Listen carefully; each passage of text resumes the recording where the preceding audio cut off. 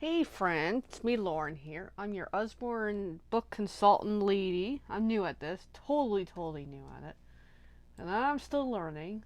So I just thought I'd jump on here tonight and do a little bit of reading. Hi, it's me. So I ordered a couple books recently because also I'm relatively new to this whole thing. And I only have one book already, and it's an older magic painting, which I love. And I joined because I figure why not? Back in October it was $1 to join.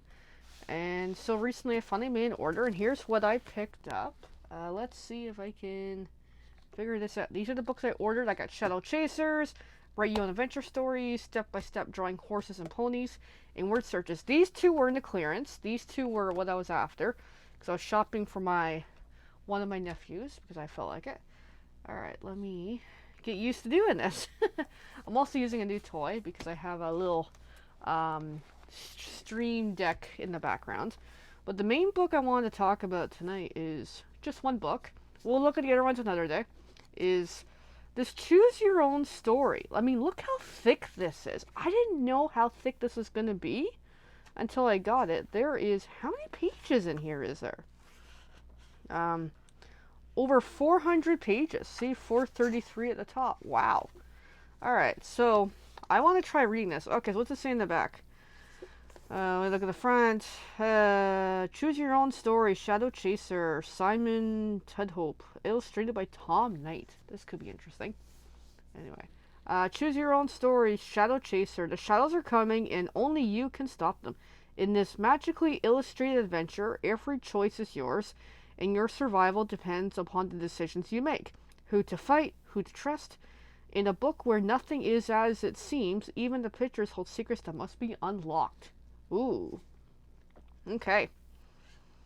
Oh, we need dice for this too. I don't have dice. I just remember that now. Alright, so let's... I don't want to muck up the book, because this is actually a gift for my nephew. Let's see. The flame will fail... Okay, the flame will fail and the kingdom will fall. Which path will you take? I'm actually really loving this. And let's see here. There. Oh, I love the picture of the gate.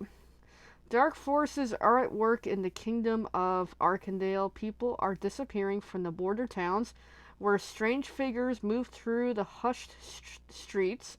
Meanwhile, in Helmsgard, wild rumors are starting to spread. But it's only when you peer from your window one cold winter's night that you find out just how close the shadow has crept. From this point onwards, you are in control of an epic adventure. Every choice is yours, and your survival depends upon the decisions you make. There are battles to fight and picture clues to unravel as you draw ever closer to one final fateful choice. One thing is for certain, as the mysteries of your past are revealed, it becomes clear that it's not just your fate that hangs in the balance. It's the fate of the entire kingdom. Ooh. How to play, because I haven't done one of these in years since I was a kid. This book is split into numbered entries. At the end of most entries, you'll be presented with a choice about what to do next. When you've made your choice, turn to that entry. Your adventure begins at entry 1, but after this, it will proceed in the order determined by your choices. Well, that's fun. Logbook. Turn to the end of these instruction pages to see your logbook. This is where you'll keep track of all the relevant details of your quest. Ooh. It's split into the 6 sections detailed below, and you'll need a pencil to keep them all up to date. Ooh. And I just heard my laundry's done downstairs. Alright. Life points. You start with 12 life points, but lose points if you're hurt. If you drop to 0, you die, and the game ends. At various points, you'll be able to heal yourself and regain lost life points, but you can never have more than 12 in total. Each time you gain or lose life points, update the number in your logbook. Abilities. You have 4 abilities: athleticism, sixth sense, endurance, and skill. Your starting level for each is 3 points. Before you start the game, add 1 point to the ability of your choice. Good question.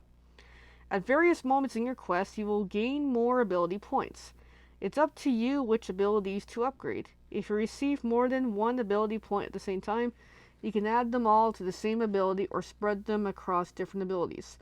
You can also lose ability points, and you must decide which ability to downgrade. Remember to update your logbook whenever an ability level changes. Alright, weapons. When you pick up a weapon, write it down in your logbook. Okay, I gotta make some notes here. Oh my goodness. I have a bookmark somewhere. It's just they're not handy. Okay, one moment, friends. I gotta make notes here. Oh my goodness, I didn't know there was gonna be so much homework.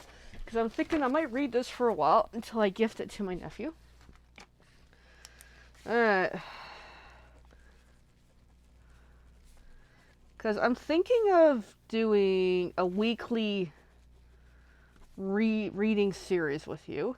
And I'll probably work on this book until I no longer have it. Oh my goodness.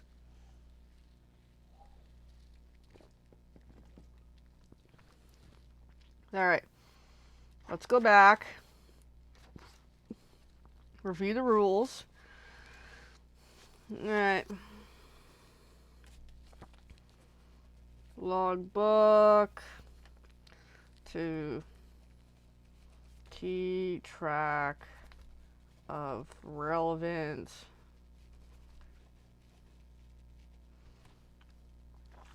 alright life points, and that's max when 0 death. Okay. And then for abilities,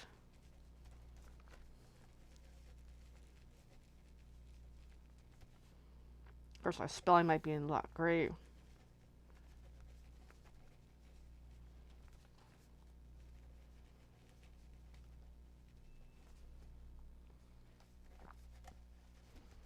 So I got 3 each, and I'm supposed to pick one.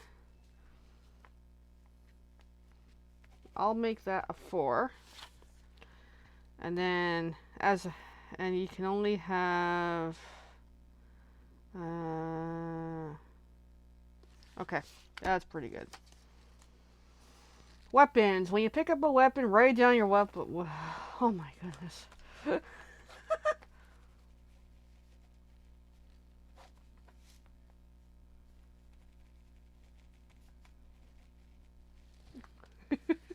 This is insane. Armor.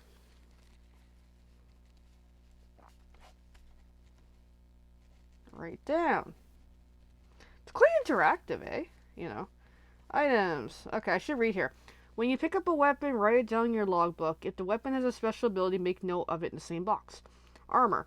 When you pick up armor, write it down in your logbook and make a note of its defense bonus.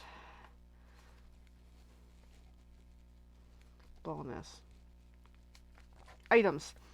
You will both pick up and lose items on your adventure. Remember to write down any item you pick up in the logbook and delete if you're instructed to do so. Most items can help you in some way. Write down when pick up. Remove when let go. Wow. Notes. During your quest, you'll see and learn things that could be useful later on. It might be a small detail or the entry number for a passage you want to refer back to. Whatever it is, you can jot it down in the notes section of your logbook. Okay. A lot of writing here. Oh my goodness, combat. Okay. How many pages is this? Oh, a couple more pages. Okay. Alrighty. Well, look at the graphics. Oh, that's pretty cool. Oh, that's neat. Okay. Combat. You fight by rolling 2 dice. Here's an example of what you'll see before combat starts. Guard, rounds 5, damage 3. I don't know what that means. The skulls are your opponent's combat points. The aim is to cross them all out, and you must do this within a certain number of rounds. Okay, so I got 5 rounds to get rid of those skulls. 1 skull is 1 combat point. The number of rounds you have to defeat your opponent is shown to the left beneath their name. Okay. At the start of each round, you decide how strong an attack to launch against your opponent. You do this by choosing 3 options. Roll 7 or more, your opponent loses 1 point. Roll 9 or more, they lose 3 points. 11 or more, they lose 5 points. Okay. So you have to pick one.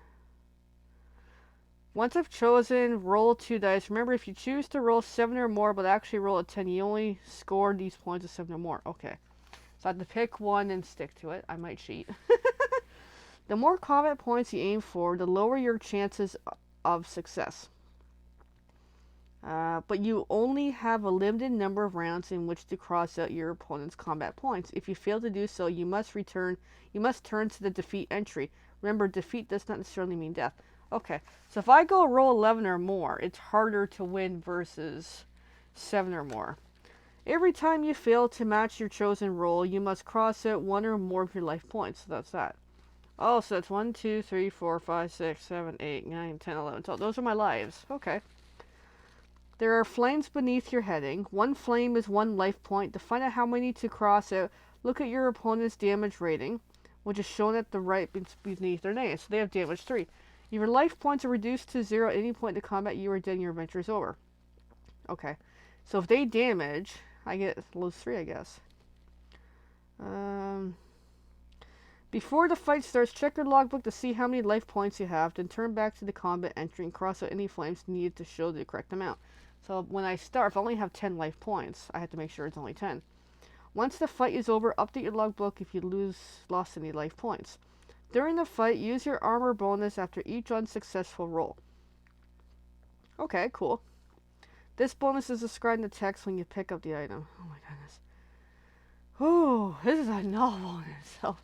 If you're fighting more than one opponent, you must choose which opponent you want to attack before every roll.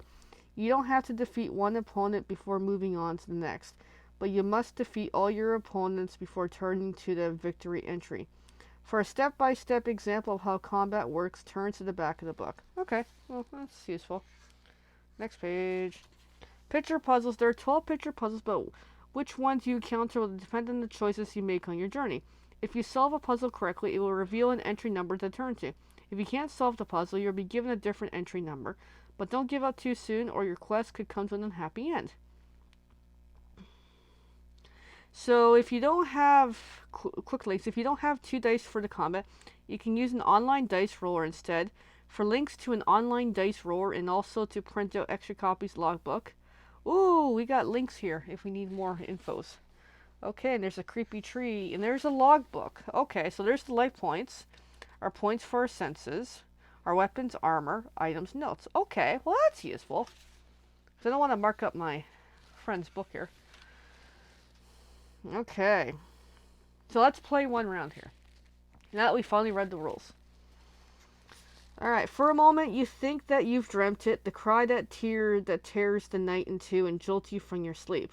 A hard winter's moon pierces the shutters. Then there's the scrape of metal and a bang at the door. Your hand closes over the locket that you keep beneath your pillow, and you cross the floor beds to peek outside. There are 5 figures dressed in dark cloaks with hoods over their heads. The leader raises his gloved fist to strike the door, and then stops as if sensing something. He looks up and you pull back, but not before catching a glimpse of his face. It's deathly white. Ooh. And his eyes are sunken and sightless. My apologies for waking you, young apprentice, he calls, but an old friend begs an audience. His laughter creeps up the walls. You hear that cry again and realize it's deep inside you. Some forgotten terror. Who is this man that's come calling in the night, and why does he seem so familiar? Add a locket to your logbook.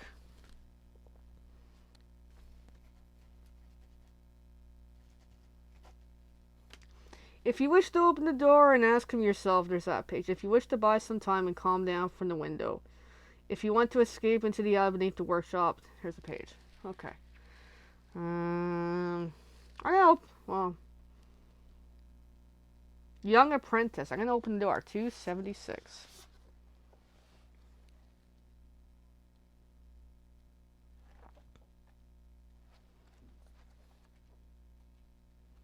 Oh, I just saw 276.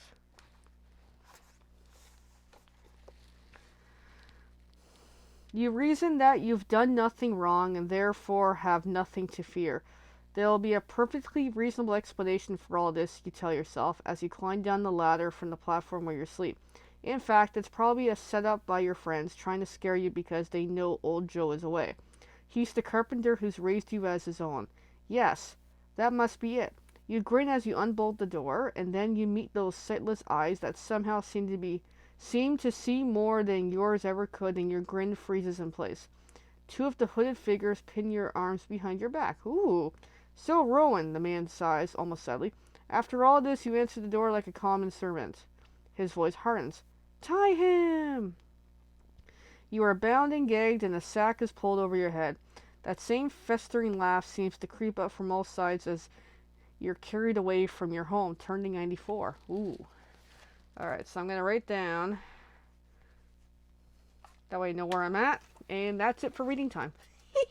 So, I'm actually rather impressed with this. I only read a little tiny bit. Read the rules and then got going. So, yeah, if you're interested in the books I have here, this is Shadow Chasers, and I'm really enjoying it. That was really cool. I'm going to have to look up more that they got because that was lots of fun. So, if you're interested in more, here's the shopping link. And thanks for checking out Reading Time. And I hope to be back again next week. So let's continue this adventure if I still have it in the house, if I haven't given it to my nephew yet. Alright, friends. Have a great night. Let me find my buttons here.